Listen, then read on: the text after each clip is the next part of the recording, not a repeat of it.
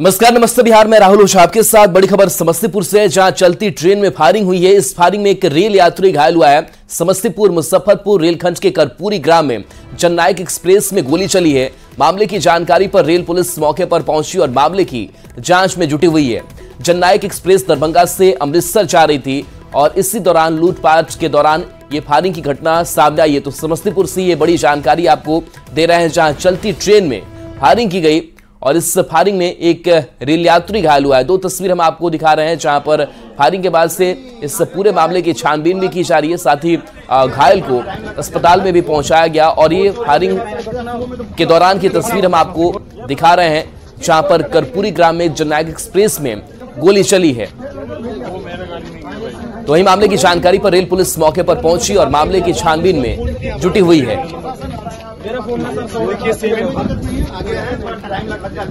बता दें कि जननायक एक्सप्रेस दरभंगा से अमृतसर जा रही थी और इसी दौरान गोलीबारी हुई और बताया जा रहा है कि एक यात्री के पैर में गोली लग गई।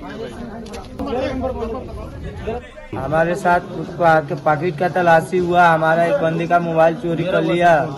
ये मेरे बंदे का एक मोबाइल चोरी हो गया। हमको गोली दिखाया, बंदूक दिखाकर गोली मार कर भाग गया। पब्लिक को डरा रहा था। चलो अभी कहाँ पर घटना हुई? घटना यहीं पे हुई। वहाँ पे हम बैठे हुए थे जी, कमल बिछा के ऊपर सोए हुए थे। ये लोगों का मोबाइल गुम हो गया जी। तो ये लोग बोला कि हमारा मोबाइल गुम हो गया। तो ये लोग उसको चेक करने लगा। ठीक है, उसको तो चेक किया तो उसके पिस्टन था पास में, तो वो निकाल के ऐसे करके निकाल लिया और दिखाते हुए सबको लहराते हुए भाग गए। दानापुर से बड़ी खबर है, जहां दानापुर में बीजेपी नेता पर पिस्टल चली है। नगर परिषद अध्यक्ष के रिश्तेदार ने बीजेपी नेता घनश्याम शर्मा को गोली मारी है। दबंगई दिखाते हुए गोली मारी गई है। गोली बीजेपी नेता के हाथ को चीरते हुए निकल गई। घायल नेता को निजी नर्सिंग होम में भर्ती कराया गया है। घटना मिथिला कॉलोनी की है। घटना के बाद लोगों ने गोली चलाने वाले को जमकर पीटा, फिर पुलिस के हवाले कर दिया है। तो दानापुर से ये बड़ी खबर है, जहां पर गोलीबारी की गई है। बीजेपी नेता को निशाना बनाया गया है। नगर परिषद अध्यक्ष के रिश्तेदार ने बीजेपी नेता घनश्याम शर्मा को गोली मारी है। बता दें कि दबंगई दिखाते हुए गोलीबारी की गई है। पुलिस भी मौके पर पहुंचकर पूरे मामले की छानबीन करने में जुटी हुई है। वहीं घायल नेता को निजी नर्सिंग होम में भर्ती कराया गया है, जहां उनका इलाज चल रहा है। घटना मिथिला कॉलोनी की है। और सूचना प्राप्त हुआ था कि मिथिला कॉलोनी में राम कथा हो रहा था। उसी दौरान सूरज मेहता नाम के व्यक्ति हैं जो गए थे राम कथा सुनने के लिए।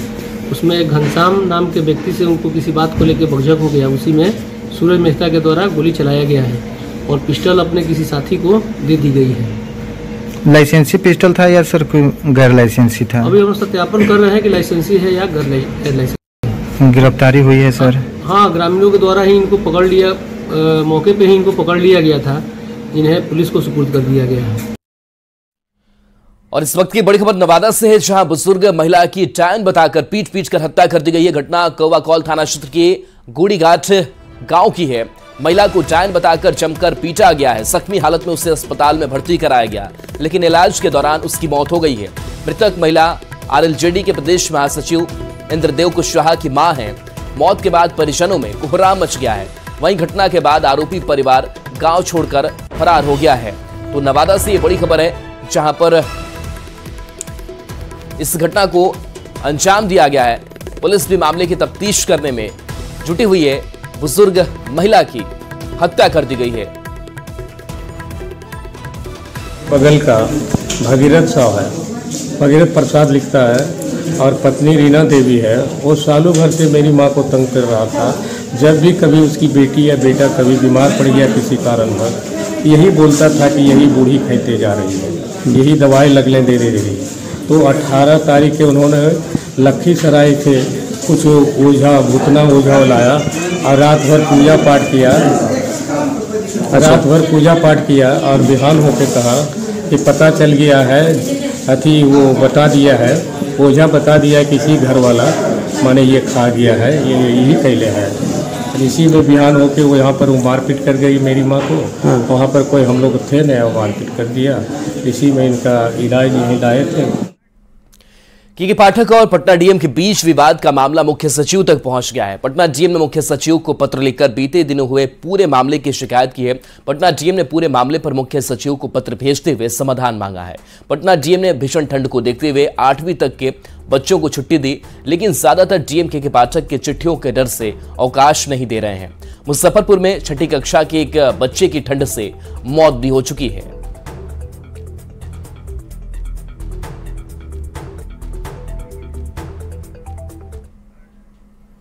जननायक कर्पूरी ठाकुर की शताब्दी जयंती के अवसर पर नीतीश कुमार ने पटना के वेटनरी कॉलेज ग्राउंड में लोगों को संबोधित करते हुए परिवारवाद पर बड़ा हमला किया। अब बिहार में इस बात पर सियासत तेज है कि परिवारवाद को लेकर नीतीश का हमला किसके ऊपर है। कि जननायक कर्पूरी ठाकुर जी से ही सीख करके हमने भी अपने किसी परिवार को आज तक नहीं बढ़ाया है, यह पक्का जान लीजिए। समाज के हर वर्ग और हर तबके के उत्थान के लिए लगातार काम हो रहा है। और अंत में जननायक को समर्पित प्रसिद्ध कवि जाबिर हुसैन। मौका जननायक कर्पूरी ठाकुर की जयंती समारोह का था। वेटरनरी कॉलेज का मैदान खचाखच भरा हुआ था।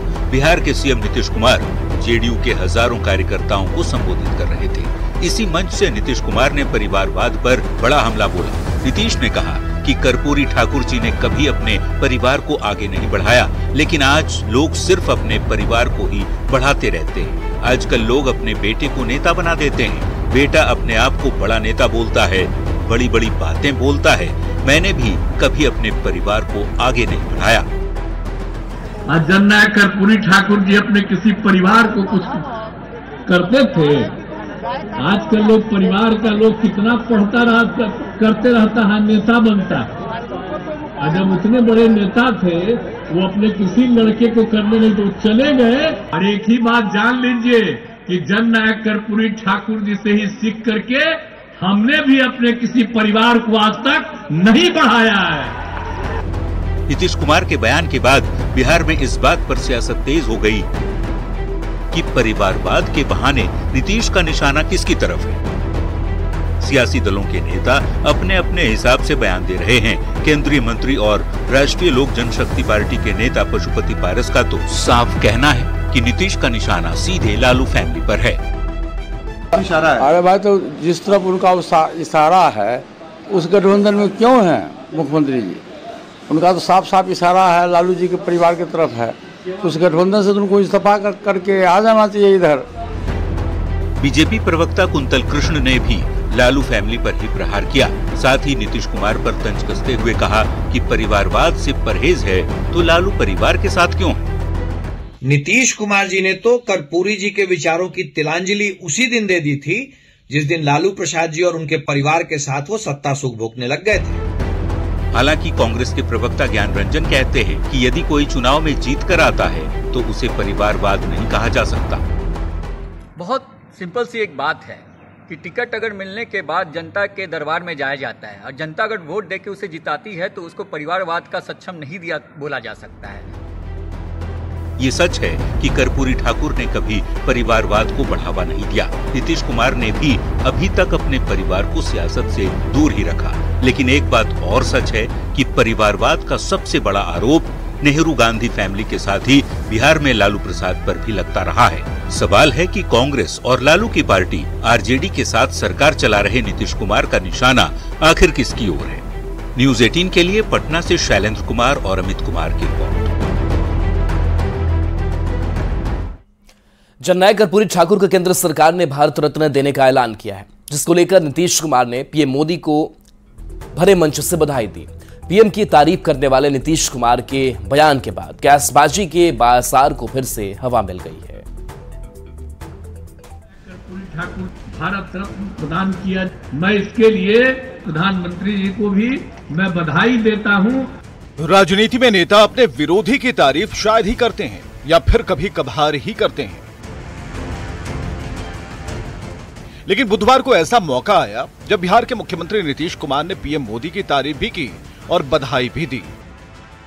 मैं इसके लिए केंद्र सरकार को और प्रधानमंत्री जी को भी मैं बधाई देता हूं कि उन्होंने स्वीकार कर लिया। अब वो रामनाथ ठाकुर जी को भी आज फोन कर दिया। रामनाथ ठाकुर जी को भी फोन कर दिए प्रधानमंत्री जी, तो हमको सब यही फोन किए, तो हमको तो खुशी है। हमको तो फोन नहीं किए हैं, लेकिन सब प्रेस के माध्यम से हम भी उनको बधाई दे देते हैं कि इतने दिनों से हम लोग मांग कर रहे थे। आप ये सब चीज मत कहिएगा कि हम लोगों की मांग थी, आप खुद से कहिएगा कि वही कर दिए हैं, लेकिन तब भी आपको हम बधाई देते हैं। नीतीश कुमार ने जननायक कर्पूरी ठाकुर को भारत सरकार की तरफ से भारत रत्न देने के फैसले पर खुशी जताते हुए पीएम मोदी को बधाई दी। हालांकि नीतीश कुमार को इस बात का मलाल भी है कि पीएम ने इस फैसले को लेकर उन्हें फोन नहीं किया। रामनाथ ठाकुर जी को भी फोन कर दिए प्रधानमंत्री जी, तो हमको सब यही फोन किए, तो हमको तो खुशी है। हमको तो फोन नहीं किए हैं। एक तरफ जहां 2024 चुनाव को लेकर सियासी जंग छिड़ी है, नेता एक दूसरे पर बयानों के तीर चला रहे हैं। ऐसे में विरोधी खेमे में होते हुए भी बिहार के सीएम नीतीश कुमार ने जिस तरीके से पीएम मोदी को बधाई दी, उसके बाद सियासी अटकलबाजी का दौर शुरू हो गया। इसकी वजह है नीतीश कुमार को लेकर चल रही कयासबाजी। आरजेडी अध्यक्ष लालू प्रसाद ने नाम तो नहीं लिया, लेकिन ये शंका जरूर जता दी कि उनके गठबंधन को तोड़ने की कोशिश हो रही है। लोग लगे रहते हैं कि कैसे इस सरकार को, इस गठबंधन को,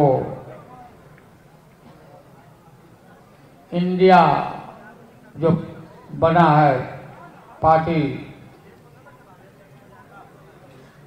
इसको कैसे तोड़ दिया जाए, खत्म कर दिया जाए। कर्पूरी ठाकुर बिहार के एक ऐसे नेता जिन्हें जननायक कहा जाता है। कर्पूरी ठाकुर के कद का अंदाजा इस बात से लगा सकते हैं कि लालू हो, नीतीश हो या बीजेपी हो, हर कोई खुद को कर्पूरी के पद चिन्हों पर चलने वाला बता रहा है। ऐसे में केंद्र सरकार की तरफ से कर्पूरी ठाकुर को भारत रत्न देने के ऐलान की हर तरफ प्रशंसा हो रही है, लेकिन नीतीश कुमार की तारीफ के बाद कयासबाजी का बाजार और तेज हो गया है। शैलेंद्र कुमार, न्यूज़ 18 पटना। कर्पूरी ठाकुर को भारत रत्न दिए जाने का समाजवादी नेता रामजीवन सिंह ने स्वागत किया है। रामजीवन सिंह ने कहा कि 1956 से लेकर 1986 तक जब तक जननायक कर्पूरी ठाकुर का निधन नहीं हुआ, तब तक वो उनके सानिध्य में रहे और उनके हर काम में उन्होंने अपना हाथ बटाया। पूर्व मंत्री रामजीवन सिंह ने कहा कि कर्पूरी ठाकुर सिर्फ एक नेता ही नहीं थे, बल्कि उन्होंने सामाजिक परिवर्तन में अहम भूमिका निभाई। दरअसल रामजीवन सिंह के पैतृक आवास मंझौल में कर्पूरी जयंती को लेकर एक कार्यक्रम का आयोजन किया गया था, जिसमें राज्यसभा सांसद राकेश सिन्हा भी शामिल हुए। सैकड़ों लोगों की मौजूदगी में जननायक कर्पूरी ठाकुर की जयंती धूमधाम से मनाई गई। तो मोदी जी को धन्यवाद दिया, प्रधानमंत्री को, कि हीरा को पहचानने का उन्होंने प्रयास किया।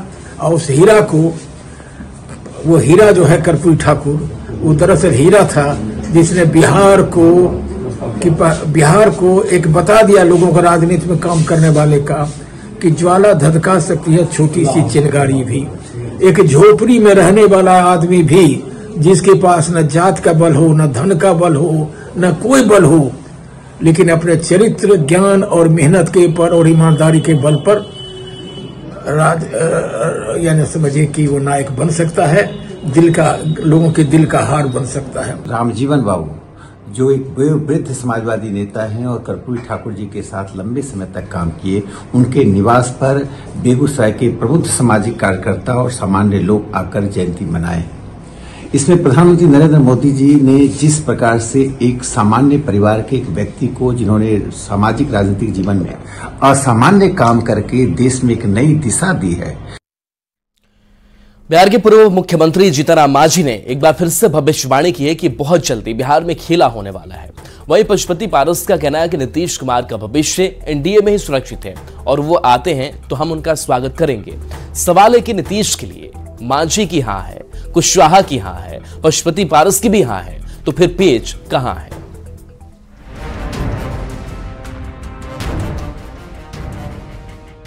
अब देखिएगा कि 25 तारीख के बाद कोई न कोई खेला होगा, और कौन खेला होगा ये अब देखिए आगे।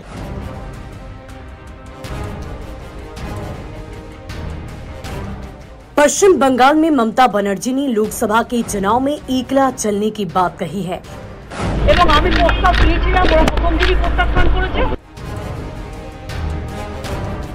तो पंजाब में भगवंत मान ने आम आदमी पार्टी के अकेले चुनाव लड़ने की घोषणा कर डाली। पंजाब बनूंगा हीरो 13-0। इन दोनों के बयानों ने लोकसभा चुनाव के पहले ही इंडी गठबंधन का जायका खराब कर दिया है और एक बार फिर कयासबाजी का बाजार गर्म हो गया है। सवाल होने लगे कि क्या अब बिहार में कोई बड़ा खेला होगा, क्योंकि पूर्व मुख्यमंत्री और हिंदुस्तानी आवाम मोर्चा के संरक्षक जीतन राम मांझी लगातार ये दावा करते रहे हैं कि बिहार में बहुत जल्द बड़ा सियासी खेला होने वाला है, वो भी 22 जनवरी से 25 जनवरी के बीच।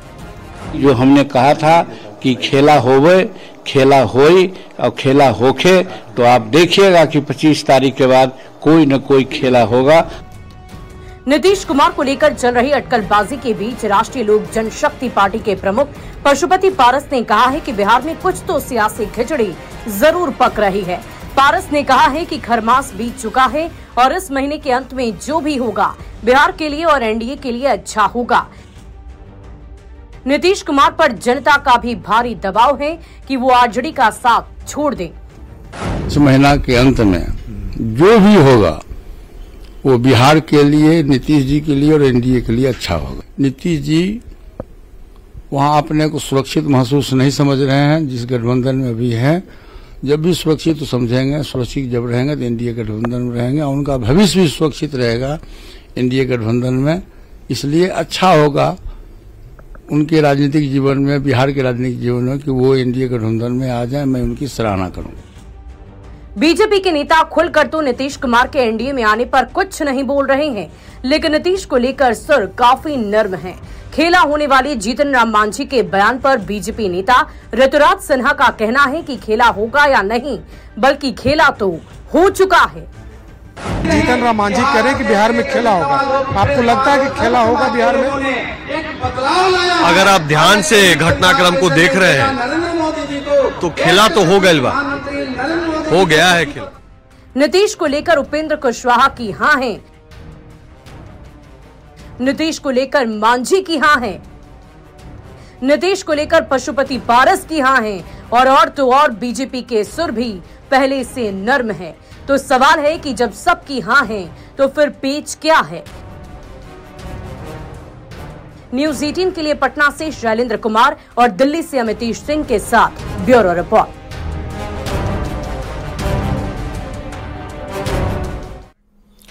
और चलिए न्यूज़ 18 बिहार झारखंड पर खबरें आपके लिए लगातार जारी हैं।